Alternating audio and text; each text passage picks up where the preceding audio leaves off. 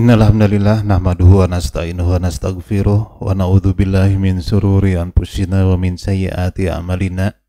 May yahdihillahu fala mudhillalah wa may yudlil fala hadiyalah. Asyhadu an la ilaha illallah wahdahu la syarikalah wa asyhadu anna Muhammadan abduhu wa rasuluhu alladzi la nabiyya ba'da. Muslimin muslimat, alhamdulillah pada kesempatan malam hari ini kita dapat berkumpul bermuwajahah dalam kajian hari Kamis setiap hari Kamis malam Jumat ya. Yang diselenggarakan oleh Yayasan Dialog Islam Garuda.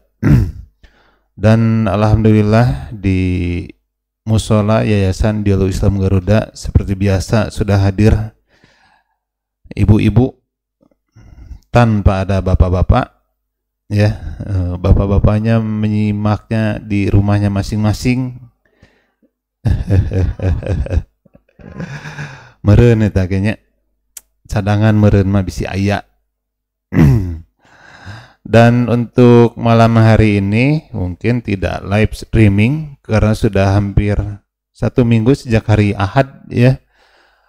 Internet di Yayasan Dialog Islam Garuda sedikit ada kendala dan sekarang masih dalam proses perbaikan ya. Dan mungkin beberapa hari yang lalu juga siaran on air baik pagi ataupun sore sedikit terkendala karena gangguan internet ini ya. Mudah-mudahan besok sudah bisa berjalan normal seperti biasa lagi.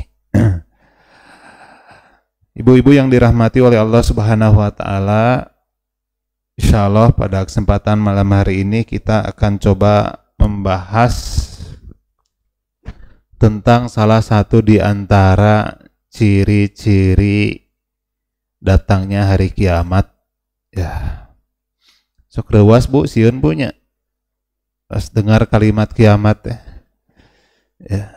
Tanda-tanda akhir zaman, tanda-tanda kiamat. Padahal kiamat bagi kita yang sesungguhnya adalah kematian kita sendiri. Ya, akhir zaman itu bagi kita tentu saja kematian kita sendiri. Akhir zaman bagi kita bisa jadi nanti malam, besok pagi, esok siang, atau lusa hari. Ya, karena yang namanya kematian itu tidak ada satu orang pun yang tahu kapan dan di mana kita akan mati ya. Tapi sebetulnya bagi kita tentu saja yang harus ditakutkan itu bukan kiamatnya. Yang harus kita khawatirkan itu bukan kematiannya, karena kematian itu pasti akan datang. Kullu nafsin dha'iqatul maut, setiap jiwa itu pasti akan mati. Jangan takut mati karena kita pernah hidup.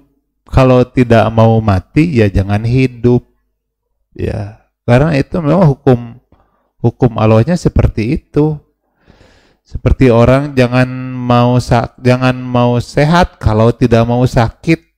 Disebut sehat itu karena kita pernah sakit ya. Nikmatnya sehat baru terasa ketika kita sakit ya.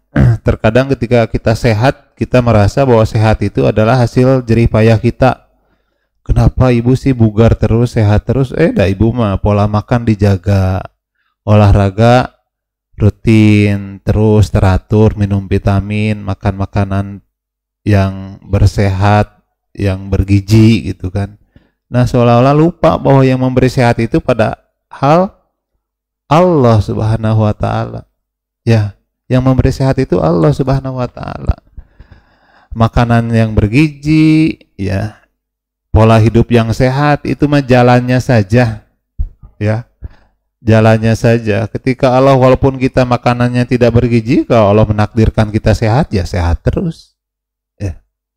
Maka tetap kita juga jangan menganggap sepele terhadap syariat atau jalan yang tadi menjaga pola hidup, makan makanan yang bergizi itu sebagai usaha ikhtiar kita, doa kita supaya kita bisa sehat. Karena doa itu bukan hanya sekedar bilisan saja, bukan hanya sekedar dengan ucapan saja, Tapi yang lebih penting itu justru doa bil hal, dengan amal perbuatan. Sering kita mendengar lisanul hal absahu min lisanil maqal. Sesuatu yang diwujudkan dalam perbuatan itu justru itu lebih bermakna daripada hanya sekedar lip service belaka, hanya dengan lisan saja. Walaupun bagi kita seorang muslim tentu saja berdoa itu tidak ada istilah lip service atau lisan saja. Berdoa itu dengan dilisankannya saja kita mendapatkan pahala. Ya, berdoa itu mau diijabah atau tidak, jangan pernah berhenti, jangan pernah lelah untuk terus berdoa. Dengan tidak diijabahnya saja kita sudah beribadah. Ya. Rajin berdoa terus-terusan memohon kepada Allah, itu merupakan ibadah. Doa mukhul ibadah. Doa itu adalah saripatinya ibadah.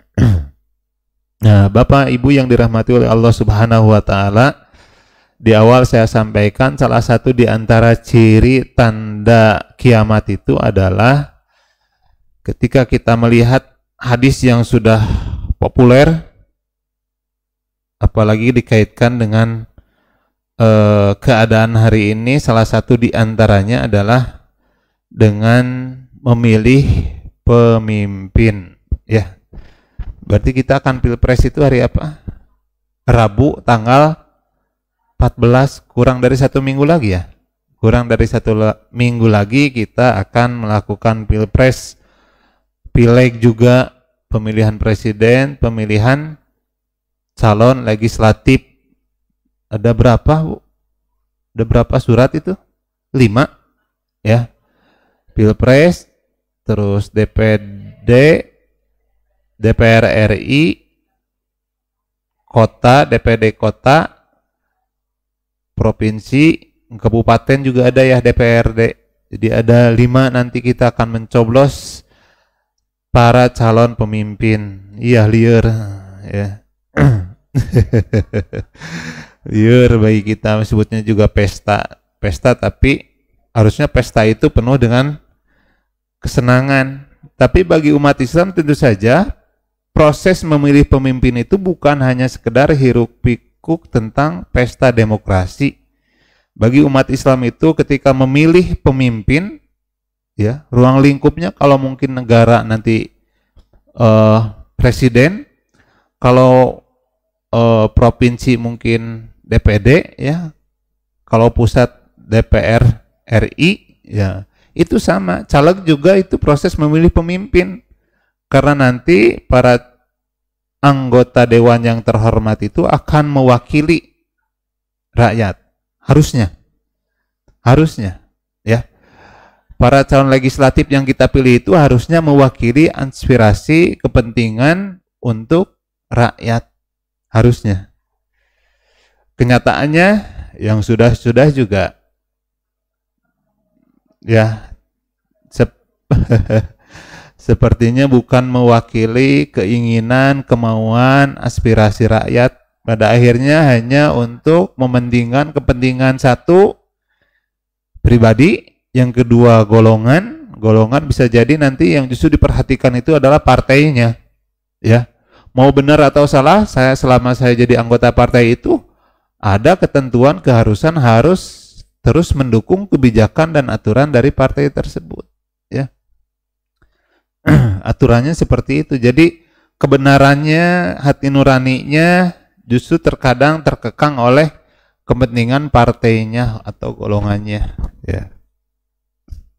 Nah, salah satu tanda kiamat adalah kepemimpinan yang diserahkan bukan kepada ahlinya, kepemimpinan yang tidak diserahkan pada orang yang pas, pada orang yang layak.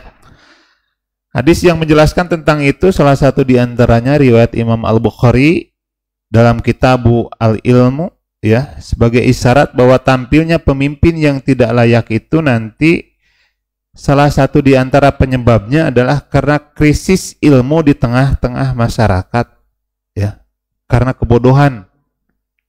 Atau bisa jadi dia memilih pemimpin itu bukan karena tidak tahu dia tidak layak, tapi karena dia masuk partai pengusung yang mengusung calon tersebut. Sehingga mau tidak mau, suka tidak suka, dia harus ikut mendukung calon yang didukung, diusung oleh partainya. Walaupun terkadang itu pasti ya mengkhianati hati nuraninya sendiri. Dan itu ya sudah sangat gamblang, sudah terbuka. Sekarang berapa banyak orang yang menurut kita sebetulnya dia itu pintar, tapi ternyata dalam realita kenyataannya mendukung capres atau cawapres yang menurut penilaian kita, masa iya sih? Ya, tekudu disebutkan nomor nama, pasti sudah mafhum, sudah paham, ya. Ya, eueuh deui gitu. Ya, apakah tidak ada lagi calon yang lebih pas, lebih mumpuni daripada si eta? Ya. Nah, itu ingusan. Tekudu disebutkan budak nama, ya. Nah, menurut Al-Hafidz Ibnu Hajar, krisis ilmu itu sendiri berakar masalahnya pada tampilnya ulama atau cendekia muda, ya, yang dijadikan rujukan ilmu, padahal mereka pada hakikatnya sudah jauh melenceng dari ilmunya para ulama. Berkaitan dengan kepemimpinan, hadisnya faidza duyiatul amanatu fantadiri sya'ah qala kaifa ido'atuha, ya. Apabila amanah telah disia-siakan, maka tunggulah hari kiamat. Ya.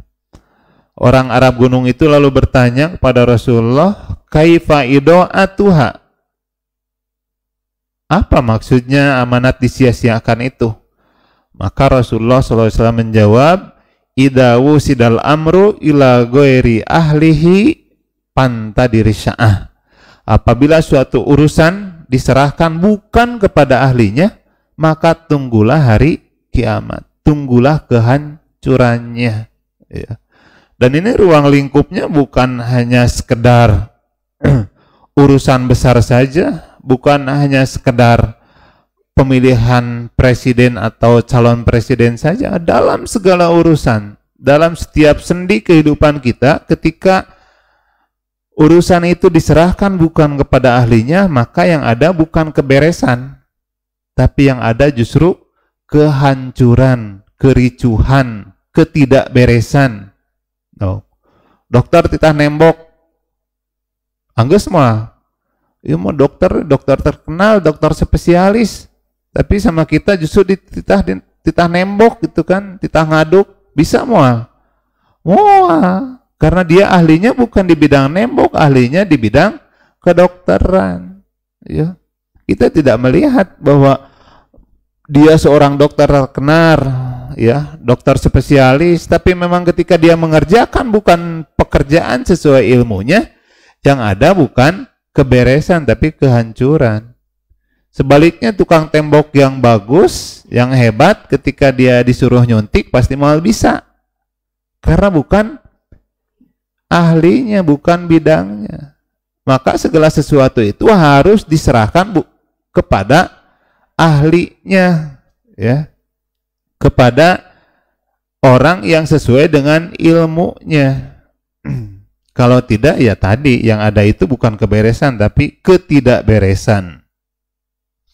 Lalu menurut para ulama, maksud urusan al-amr dalam hadis di atas mencakup segala urusan yang dipegang oleh orang, ya, baik berkaitan dengan agama seperti khilafah, pemerintahan, imaroh itu jabatan hari ini bisa jadi ya para calon anggota dewan yang terhormat, itu imaroh, ya, jabatan kenegaraan, qadha, hakim, ya, atau ifta, kewenangan memberi fatwa, itu semua urusannya termasuk dalam ruang lingkup yang dibahas oleh hadis yang tadi, ya.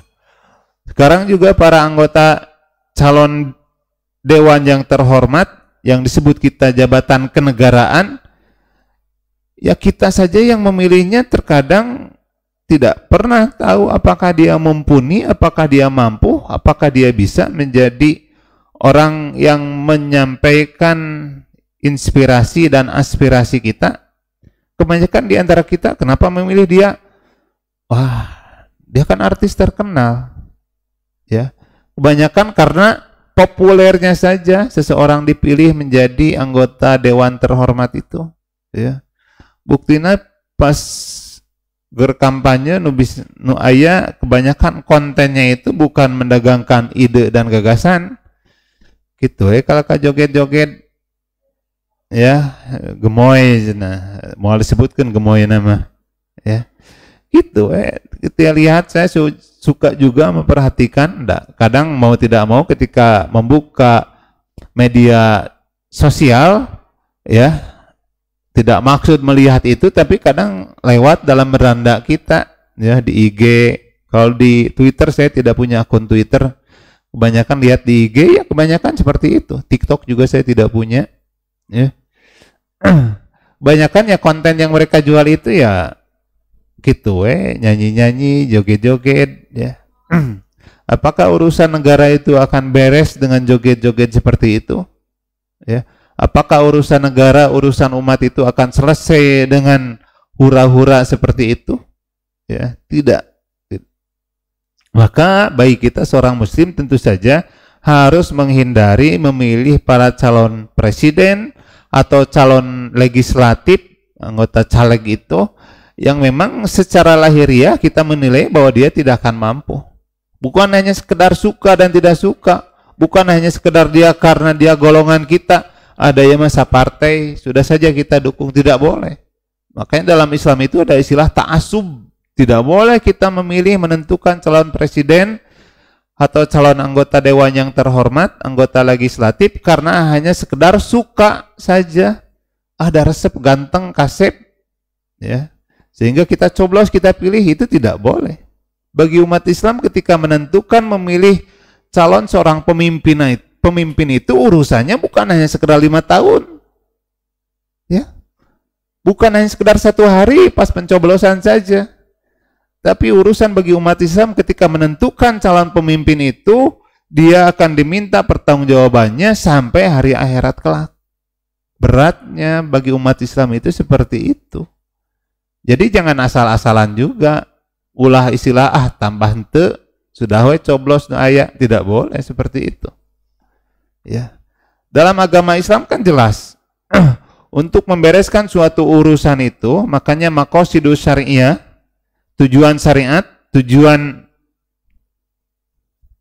yang diadakan oleh syariat Islam itu kan disebut ada 5 maqasidus syariah dalam ajaran Islam itu. Yang pertama hifdzuddin, yang kedua hifdzun nafs. Hifdzuddin itu menjaga agama.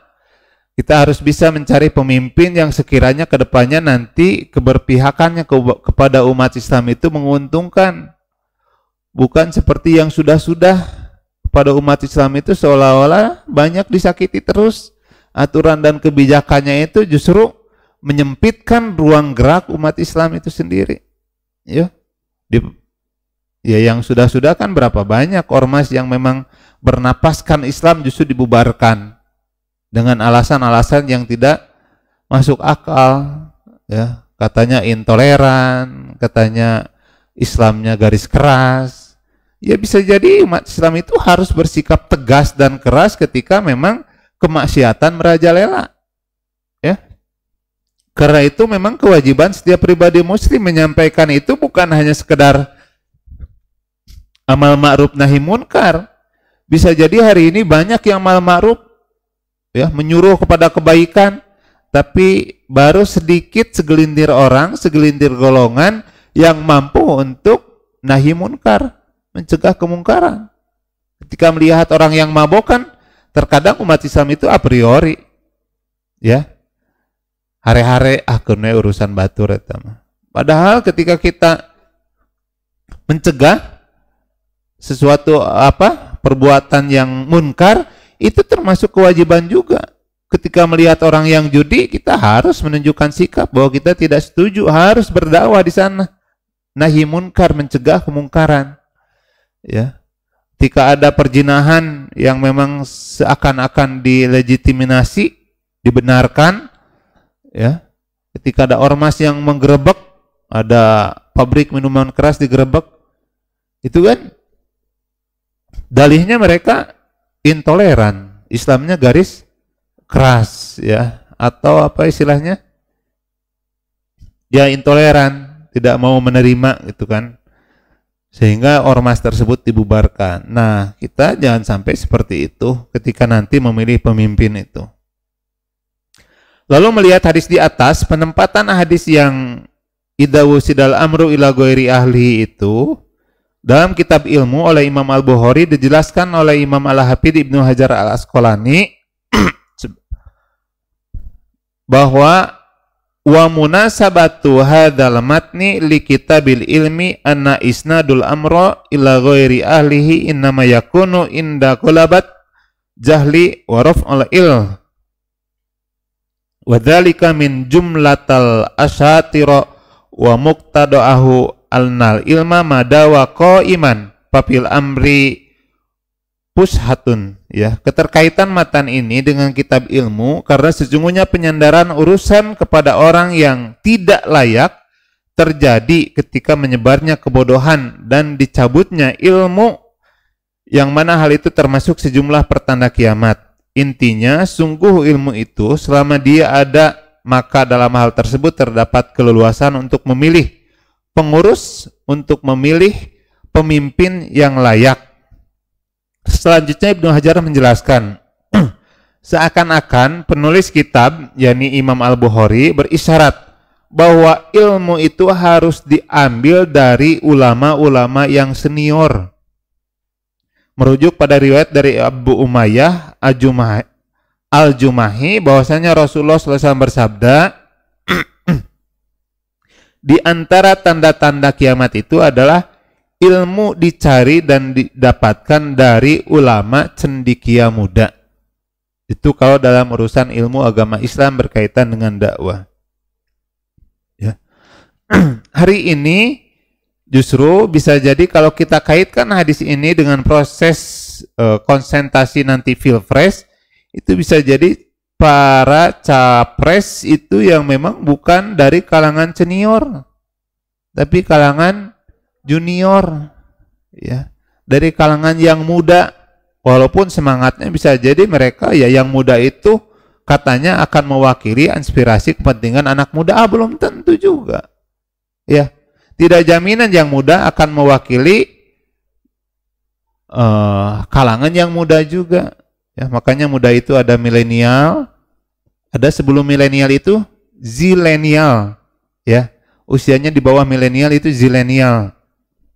Kalau kita mah sudah masuk pada kolonial, sekolot, ya, kolotnial. Nah, itu istilah asogir itu junior, ya, kalangan muda, merupakan lawan kata dari akabir. Kalau akabir itu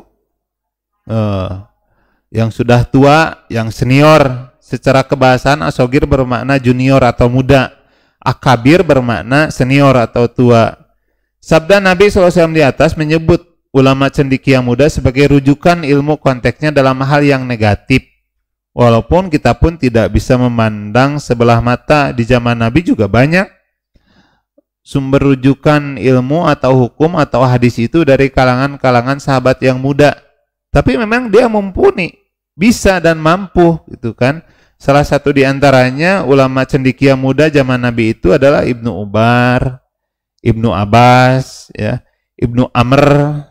Itu kan usia-usia muda. Tapi memang dia layak dan mampu ketika dijadikan sumber rujukan segala ilmu berkaitan dengan syariat Islam. Lalu Imam Al-Munawi dalam kitab Syarah hadisnya Faidul Qadir mengutip beberapa asar sahabat yang menunjukkan bahwa ulama dari kalangan muda itu menjadi sumber fitnah pada akhir zaman. Mereka adalah yang memilih berbeda, bahkan melawan paradigma keilmuan para sahabat dan ulama-ulama senior yang sesudah mereka. Ya. At-Tabrani meriwayatkan dari Ibnu Mas'ud, manusia akan senantiasa solih dan konsisten selama datang pada mereka ulama ilmu itu dari para sahabat Nabi Muhammad, dan datang ilmu itu dari para ulama senior. Apabila datang pada mereka ilmu dari ulama yang cendekia muda, maka mereka itu akan binasa. Karena bagaimanapun yang senior itu pengalamannya lebih banyak. Dan yang namanya pengalaman itu tidak ada gurunya. Sementara pengalaman itu adalah guru terbaik. Dulu kalau di zaman SD ada, kalau punya buku tulis itu ada tulisan itu, experience is the best. Iya, harusnya ibu-ibu kan lebih senior, lebih kolonial dari saya, tahu bahwa pengalaman itu adalah guru yang terbaik karena tidak ada sekolahnya pengalaman itu. Sepintar apapun anak muda, kalau nanti dibandingkan dengan pengalamannya, tidak ada sama sekali. Ya.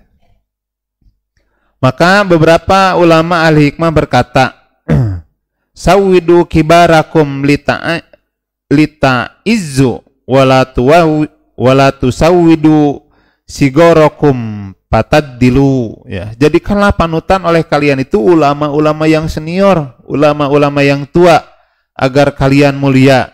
Jangan menjadikan ulama-ulama muda sebagai panutan, nanti kalian akan hina. Ini bukan kata saya, ini menurut para ulama, ya. Para ulama ahli hikmah menyampaikan seperti itu. Lalu dalam Musannaf Qasim Ibnul Asbah dengan sanad yang dinilai oleh Ibnu Hajar sanadnya sahih dari Umar radhiyallahu anhu, dia berkata, fasadun nasi idza ja'al ilmu min kibalis sogiri ista'so alaihil kabiro wa salahun nas idza ja'al ilmu min kibalil kabiri taba'ahu alaihi sogiru. Ya. Binasanya manusia apabila datang ilmu dari ulama cendekia muda yang melawan ilmu ulama yang senior. Beresnya manusia apabila datang ilmu dari ulama yang tua dan diikuti oleh ulama yang muda. Hari ini kita melihat pergerakan yang mengatasnamakan gerakan pemuda milenial yang justru yang mereka gaungkan, ilmu yang mereka bawa itu kontradiktif dengan kebijakan ilmu para seniornya. Ya. Ya, realita hari ini kita melihat berapa banyak guru besar, yang namanya guru besar itu pasti senior atau ya. Senior, makanya disebut guru besar juga. Ada yang guru besar, guru kecil, guru majehna berarti ya. Guru besar itu guru yang sudah dianggap dari segi keilmuannya mumpuni, senior, sehingga di universitas itu disebut guru besar. Ya. Hari ini mulai turun pernyataan sikap dari para guru besar itu bukan hanya dari satu universitas. Bukan hanya dari satu kampus saja. Sudah hampir 40 kalau kita melihat di media sosial, dan itu bukan kampus atau universitas ecek-ecek. UI, UGM, UPI, Unpad, ITB, terus apa lagi? UIN, ya UIN juga banyak, ada di Jakarta, UIN Syarif Hidayatullah. Banyak yang sudah menyatakan bahwa Indonesia hari ini dari segi kepemimpinan sedang tidak baik-baik saja. Ya. Walaupun kita tidak tahu di luaran sana, di belakang layar juga ketika, dan itu juga sudah muncul di media sosial juga, banyak intimidasi dari pihak yang berkepentingan untuk menekan suara universitas ini, suara guru besar ini. Inspirasi yang mereka sampaikan itu ditekan, justru yang ada itu himbauan dan seolah-olah intimidasi untuk menyatakan bahwa pemerintahan hari ini berjalan dengan baik, katanya seperti itu, ya. Yoslah datuan RI nama. Dan ketika memang ada yang melihat, dan di media sosial juga, di media televisi sudah sangat vulgar, sudah sangat jelas, ya, sudah sangat telanjang diberitakan bahwa memang pemerintahan Indonesia hari ini seperti itu, ya. Kalau dulu 98 yang turun itu baru sebatas mahasiswa, hari ini 2024 yang turun itu gurunya mahasiswa, bukan hanya sekedar mahasiswa lagi. Yang turun itu para dosen, di atas dosen, para guru besar yang mewakili keilmuannya masing-masing. Para guru besar universitas yang sudah terkenal menyatakan sikap seperti itu. Ya. Lalu apa yang dijelaskan hadis dan asar-asar para sahabat di atas senada dengan penjelasan Nabi dalam hadis tentang dicabutnya ilmu. Makanya ketika Nabi mengibaratkan ketika para ulama yang senior sudah meninggal, istilah dalam hadisnya itu disebutkan ulama dicabut itu adalah ketika para ulama senior sudah meninggal. Jadi jelas ulama senior, ulama yang mumpuni itu merupakan sumber rujukan ilmu yang paling utama. Ya. Ketika ilmu dicabut itu salah satu diantaranya adalah ketika para ulama senior sudah meninggal. Maka itu salah satu diantara tanda kiamat, ilmu itu dicabut. Ya. Makanya tidak mengambil ilmu dari para ulama yang sudah wafat tersebut, ya, sehingga mereka sesat dan menyesatkannya. Ya.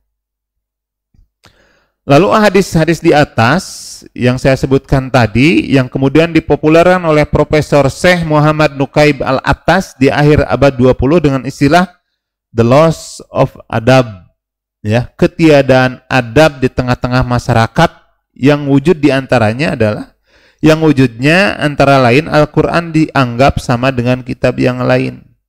Ya, sekarang banyak muncul istilah berkaitan dengan adab. Adab itu kan bahasa Arab. Bahasa Indonesianya apa? Etika. Ya, etika. Nah, sekarang banyak itu. Walaupun terkadang seakan-akan ongko sudah diperingatkan, ongko sudah diputuskan bahwa hal tersebut melanggar kode etik, tapi tetap diloloskan. Ya, seakan-akan etika itu bukan sesuatu yang penting, padahal sudah sangat penting sekali. Ya, nah itu istilahnya, saya tidak akan menyebut dungu, ya. The loss of adab, ketika etika sudah hilang, ya. Ketika etika sudah tidak menjadi rujukan yang utama lagi. Dari segi pencalonan saja sudah cacat, ya. Dari segi ketika ada gugatan ke MK juga, hakim MK ketika meloloskan dia diponis juga melanggar kode etik. Kode etik itu kode etika, ya, sehingga dia diponis bersalah, yang asalnya jadi hakim ketua jadi dilengserkan, tapi produk dari keputusan itu tetap berjalan. Hari ini juga ketika produk MK itu yang cacat etika didaftarkan ke KPU, lolos juga. Akhirnya ketua KPU juga melanggar kode etik. Itu sudah berapa etika yang dilanggar, tapi seolah-olah tidak berpengaruh. Ya. Aturannya terus berjalan sehingga hari ini menjadi capres. Ya. Banyak kode etik yang sudah dilanggar, sudah tidak dijadikan sebagai pertimbangan. Kemarin juga ketika melihat kita di acara debat, ya, the loss of adab ini sudah sangat terlihat. Ya. Ketika yang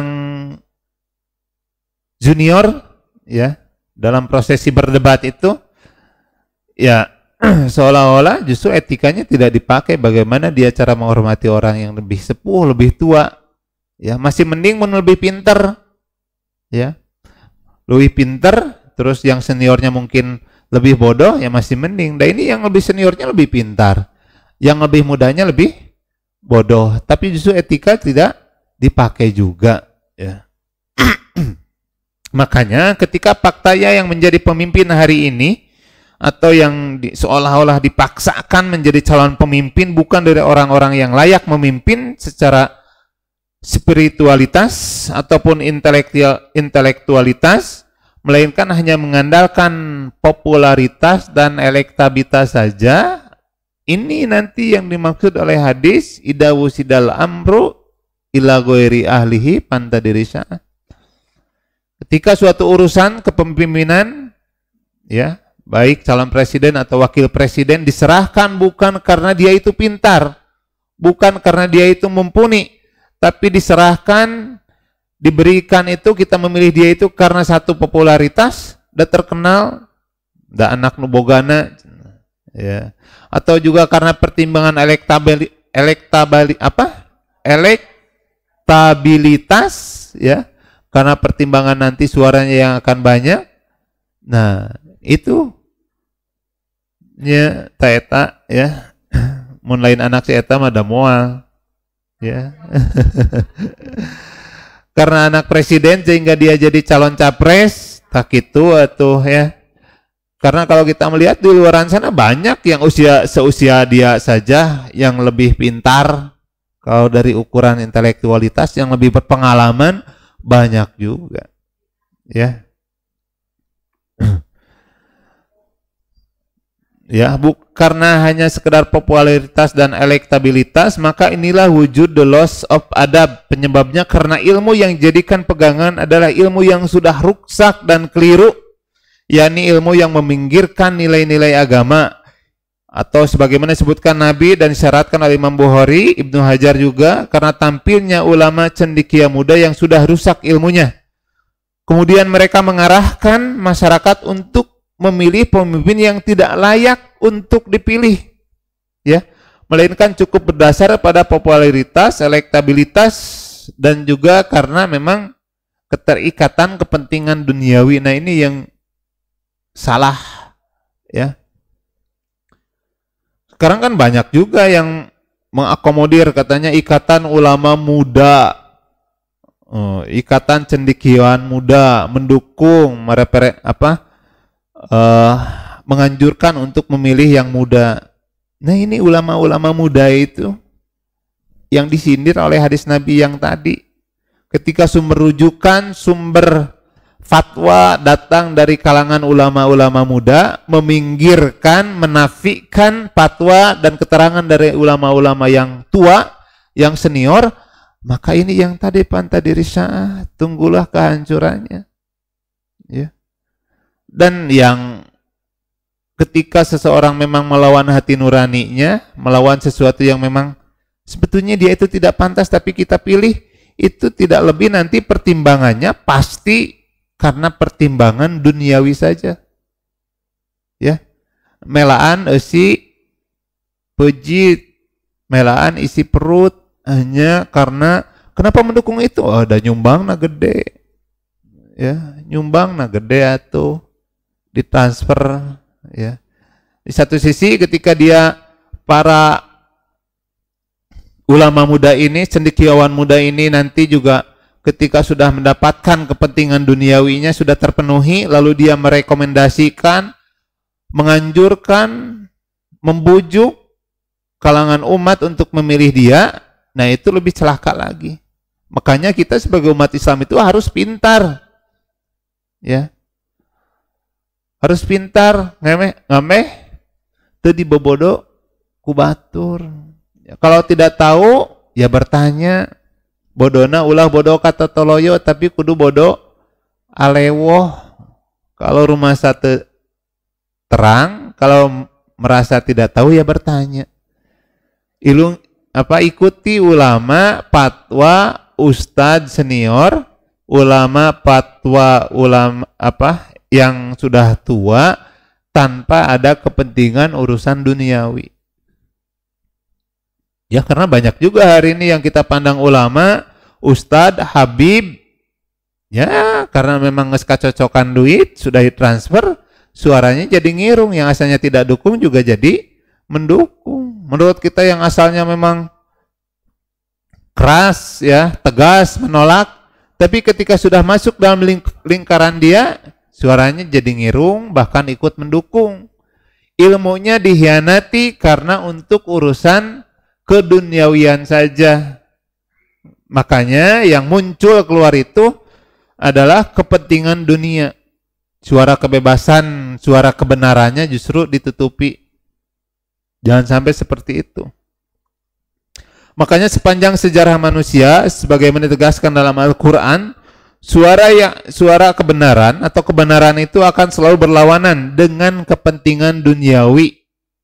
Para ahli, para ilmuwan, dosen, ustadz, habaib yang menurut kita ilmunya itu tinggi, bagus, tapi ketika sudah berhadapan dengan kepentingan duniawi, berhadapan dengan iming-iming nanti bantuan yang besar, suaranya jadi ngirung. Suara kebenaran itu seakan-akan hilang. ditelan bumi, suara kebenaran tidak mereka suarakan, tapi justru ditenggelamkan, disembunyikan. Pasti nanti pertimbangannya adalah karena kepentingan duniawi. Kepentingan duniawi itu banyak.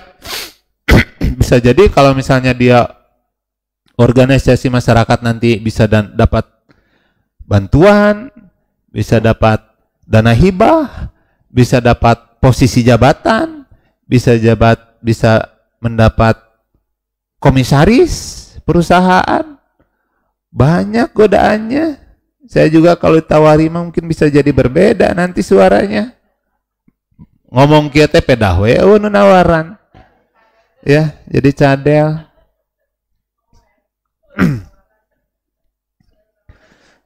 Iya, itu jabatannya kan janji-janjinya nanti banyak. Bermain di belakang itu sok.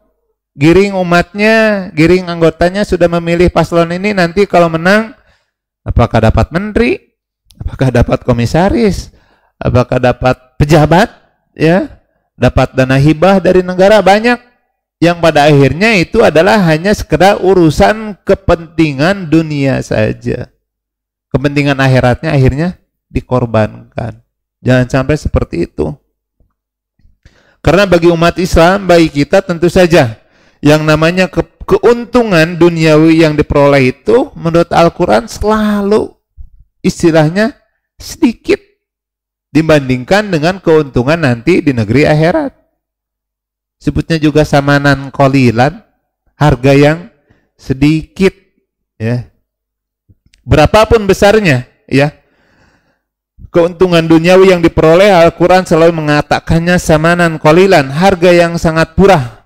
Jika pilihannya harus dengan menyembunyikan kebenaran ataupun sengaja tidak memilih sesuatu yang benar atau menafikan sesuatu yang sebetulnya pantas tapi justru merekomendasikan yang tidak pantas karena kepentingan duniawi tadi, berarti dia sudah hianat terhadap ilmunya sendiri.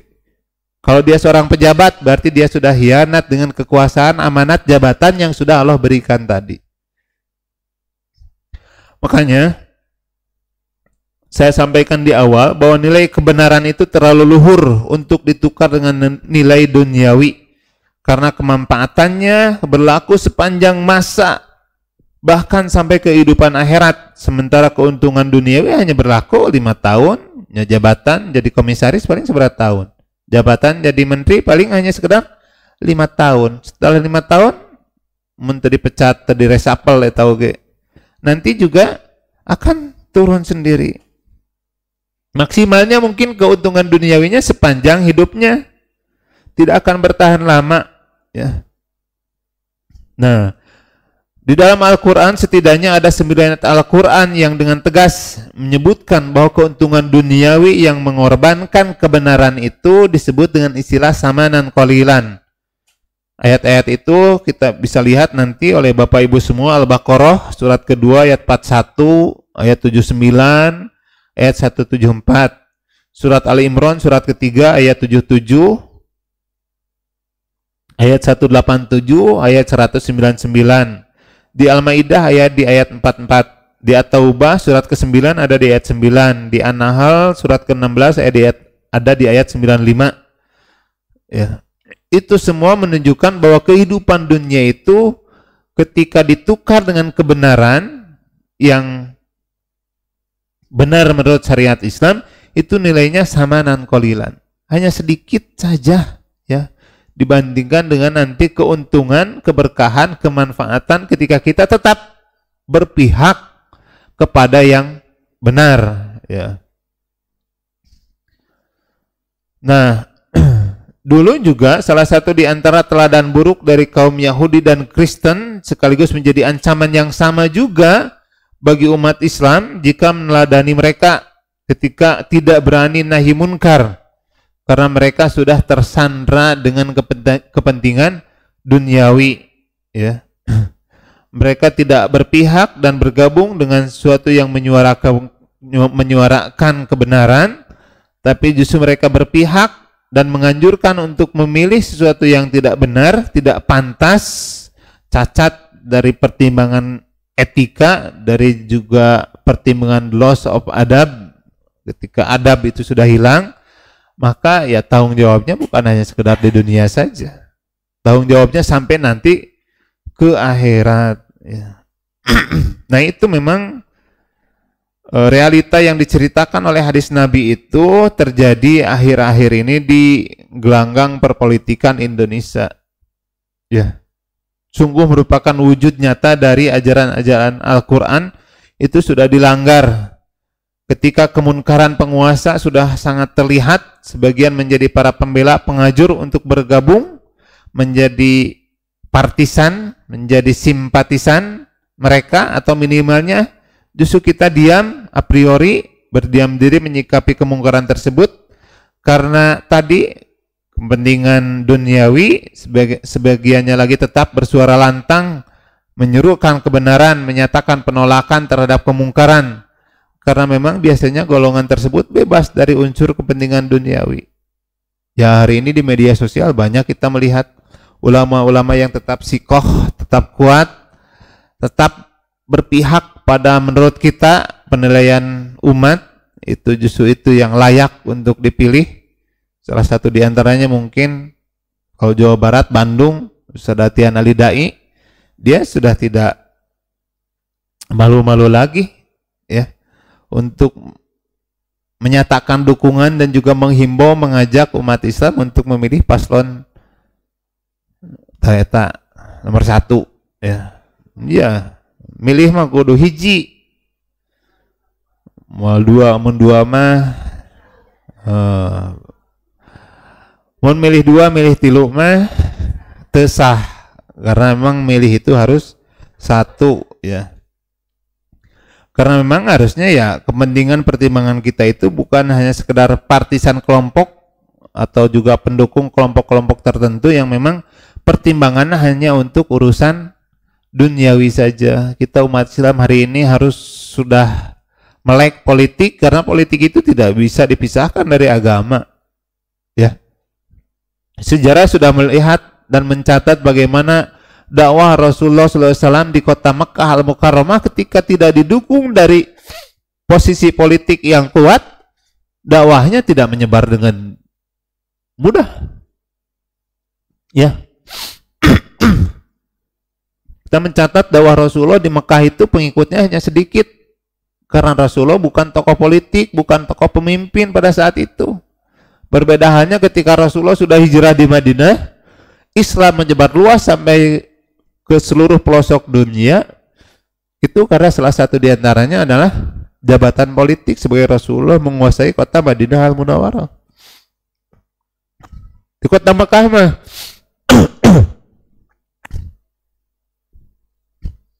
jangankan untuk dakwah secara terang-terangan, disebutnya juga istilah dakwahnya sembunyi-sembunyi ya.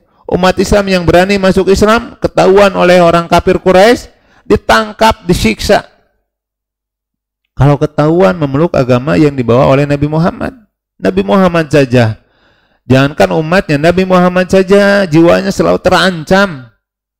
Ketika Rasulullah sedang sholat saja, berapa banyak orang kafir Quraisy yang berani melempari Rasulullah dengan kotoran.